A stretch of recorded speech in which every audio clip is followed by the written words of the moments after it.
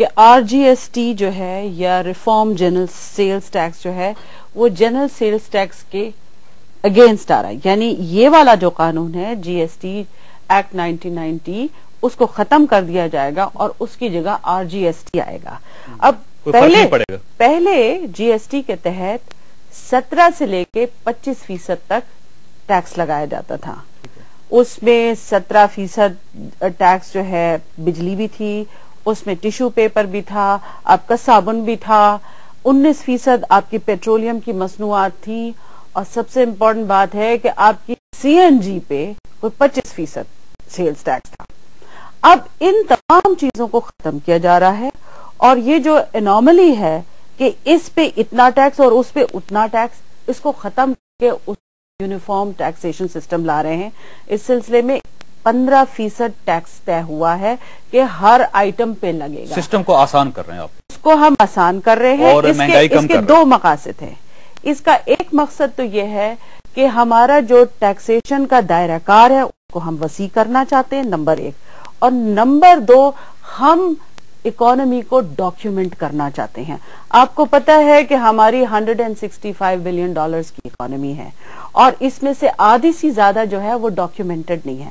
اگر یہ ڈاکیومنٹڈ ہوگی اور یہ ٹیکس نیٹ میں ہماری اکانومی وائڈ ہوگی, ہماری آمدنی میں ہوگا, ہمارا ڈیفیسٹ کم ہوگا, اور حکومت جو ہے وہ جو ڈومیسٹک بوروئنگ کر رہی ہوتی ہے وہ اس کو کرنے میں اس کو مطلب تھوڑی سی فیسلٹی مل جائے گی.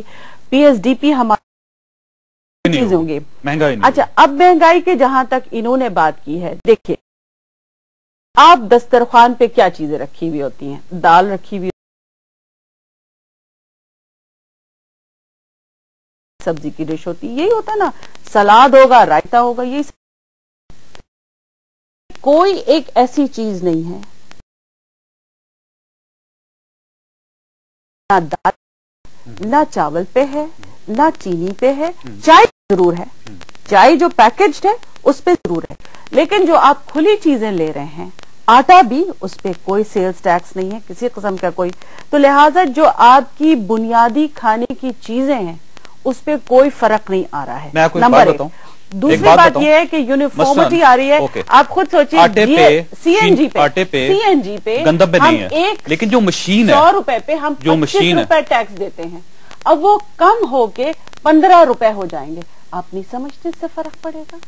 اچھا مجھے بتائیے, ایک مشین ہے, آپ فرض کریں آٹا پیسنے کی مشین ہے جو جس سے فلور مل بنتی ہے, اس پہ ٹیکس نہیں ہے. اب اس پہ 15% ٹیکس لگ جائے گا, نہ صرف مشین پہ بلکہ اس کے اندر جتنا خام مال استعمال ہوگا, جتنے فاضل پرزے آئیں گے اس کے اوپر جو ہے ٹیکس لگ جائے گا. کیا اس کا اثر گندم پہ نہیں ہوگا؟ دالیں صاف کرنے کی جتنی مشینری ہے اس کے جتنے پرزے ہوں گے, جتنی مشینری ہوگا, وہ ٹیکس ایگزمپٹڈ ہے. اس کے اوپر جب ٹیکس لگے گا تو کیا اس کا افیکٹ اس کے اوپر نہیں ہوگا؟ چاول چھاننے کے, پالش کرنے کے اور اس کی پروسیسنگ کے جتنے ہیں ساری چیزیں, سبزیاں پروسیسنگ کرنے کے سارے ان کے اوپر ٹیکس نہیں لگے. دیکھیے اب تک جو GST تھا وہ مینوفیکچرنگ لیول پہ تھا اور امپورٹ لیول پہ. آپ نے جتنی بھی مشینریوں یہ ساری کی ساری وہ ہیں جو امپورٹ ہوتی ہیں, تو مینوفیکچر ہوتی ہیں, تب بھی وہ سیلز ٹیکس اس پہ لگے گا یا نہیں لگے گا؟ جب امپورٹ ہوگا بالکل لگے گا. پہلے انسان کے اندر جب بنے گی پہلے بھی لگتا تھا, اس کا افیکٹ جو چیزوں پہ نہیں ہوگا. پہلے بھی لگتا, ابھی بھی نہیں. مشینری جو ہے نا, مشینری ٹیکس نہیں تھا تو اب ہوگا. دیکھیں بات ہوگا, تم اس کی مہنگائی. ایک میں آپ سے عرض کرنا چاہتا ہوں, بہت پچھلے 20 سالوں میں ہمارے یہاں بہت سارے ایگزیمپشنز لوگوں نے چھپ کے حاصل کیے ہوئے تھے.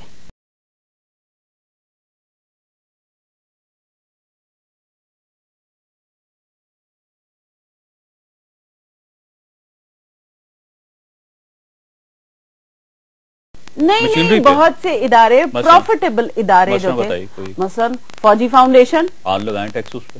There was no, انہوں نے ایگزمپشن لی ہوئی تھی SROs کے تحت ڈیورنگ دا لاسٹ 20 years. اسی وجہ سے اب یہ ایگزمپشنز کا سلسلہ ختم کیا جا رہا ہے, اور یہ اب تجویز دی گئی ہے کہ اب جس کو بھی ایگزمپشن چاہیے وہ اب گورنمنٹ کے تھرو آئے گا. اب SROs کے تھرو یا اس سے ڈیل کر کے اس سے ڈیل کر کے آپ کسی بھی آئٹم پہ کسی بھی چیز پر آپ کو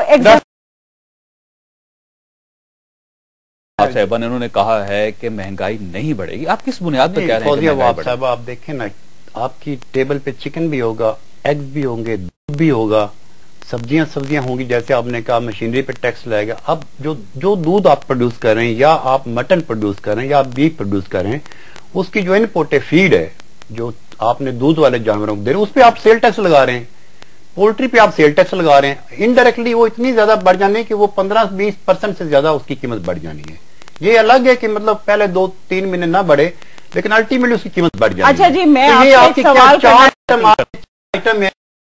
آئٹم وہ آپ کے ٹیبل پہ ہر گھر میں نہیں ہے. اور یہ جو ایگزیمپشن دی گئی ہیں پہلے, یہ سوچ ایگزیمپشن دی گئی ہیں, یہ ہم لوگ جو یہ کہتے ہیں نا کہ جی نئی حکومت آتی تو پچھلے سارے وہ بیوقوف تھے جو کر گئے تو ہم سارے بالکل ٹھیک ہیں.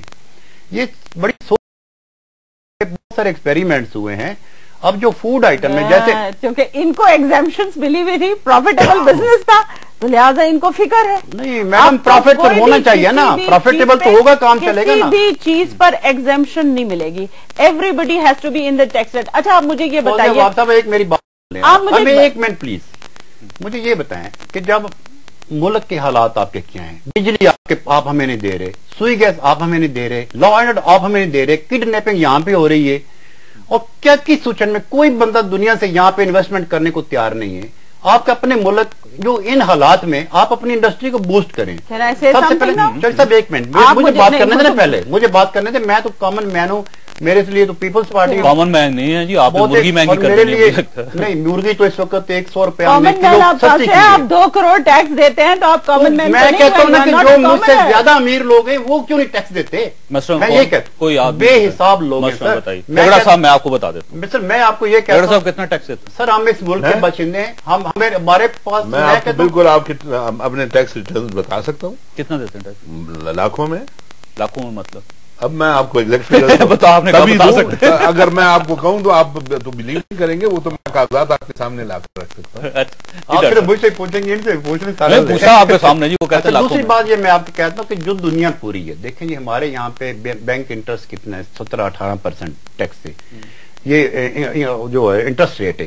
اب باقی دنیا میں دیکھیں, جب وہاں ریسیشن آئی ہے, ریسیشن کا ہم پہ بھی افیکٹ ہوا ہے نا جی, تو باقی دنیا نے ساروں نے بینک کا انٹرسٹ ریٹ کم کیا ہے, یہاں آپ نے بڑھا دیا ہے. نہیں ابھی آپ باقی لوگ جو ہیں وہ اپنی حکومتیں, اپنے عوام کو, اپنے والوں کو دیکھو, ایک انڈسٹری آپ کی بند ہوگی, ملین میں اس کو مزید ٹیکسز لگا رہے ہیں, اس سے بہتر ہے کہ آپ ایکسپینسز جو ہیں اس کو کٹ ڈاؤن کریں. سب سے پہلی بات, ضروری بات یہ ہے کہ آپ اس سے پہلے کہ ٹیکس لگائیں, لوگ تو یہ کہہ رہے ہیں, عام آدمی کہہ رہا ہے کہ جی ہم پہ ٹیکس لگانے سے پہلے یہ اپنے اخراجات کم کریں, اپنے وزراء کی جو مسلسل آپ ہمیشہ کہہ دیتے ہیں کہ کریں, وہاں پہ کم کریں, مجھے بتائیں کرپشن کو کم کریں. آپ کے ملک میں جھگڑا صاحب یہ آپ غلط کہہ رہے ہیں صاحب. اب آپ مجھے دیکھیں, کرپشن نہیں ہے. ہاں وزیر اعظم صاحب نے بھی کہا ہے کرپشن نہیں ہے, صاحب نے کہا ہے کرپشن نہیں ہے. کرپشن تو ازل سے, اور آپ کو پتہ ہے پہلی لیجسلیشن جو حکومت, میں اپنے الفاظ واپس لیتا ہوں جی, کرپشن ہے. جو پہلی لیجسلیشن ختم کریں پھر ٹیکس لگائے نا. Can I say something? پہلی لیجسلیشن جو تھی وہ کرپشن کو ایریڈیکیٹ کرنے کے لیے کی گئی تھی, اور قائد اعظم صاحب نے جو پہلی تقریر کی تھی لیجسلیٹو اسمبلی سے, اس میں یہ کہا تھا کہ ہمارے لیے سب سے بڑا مینس جو ہے وہ کرپشن ہے, اس کو ایریڈیکیٹ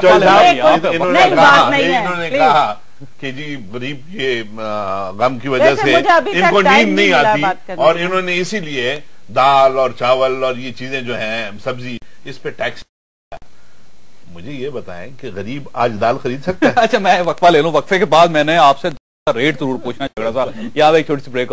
وقفے سے پہلے جھگڑا صاحب کا یہ کہنا تھا کہ غریب آدمی دال خود بتاتے خود اتنی زیادہ مہنگی, غریب آدمی. بعد میں آپ سے پوچھوں گا کہ دال کا ریٹ کیا ہے, کیا ریٹ جھگڑا صاحب؟ دیکھیں جی ڈفرنٹ دالیں ہیں, 120 سے لے کر 180 تک دال کا ریٹ. 120 روپے والی کو 120 دال چنا ہے, دال چنا. ابھی میں نے ان کو بتایا, آپ نے دال, میں نے تو آپ کو بتایا کہ میں خود دیکھ کے آیا ہوں ابھی دال مونگ کا سپر اسٹور میں. دال یہ جو دال ماش ہے 180 کا پیکٹ 1 کلو کا, میں خود ابھی دیکھ کے آیا ہوں. اچھا, اور آپ کا خیال یہ ہے کہ یہ عام آدمی نہیں کھا سکتا؟ کیسے کھائے گا جی؟ عام آدمی بیچارہ 180 روپے کلو دال لے گا, کہاں سے لے گا؟ وہ 180 روپے تو اس کی دہاڑی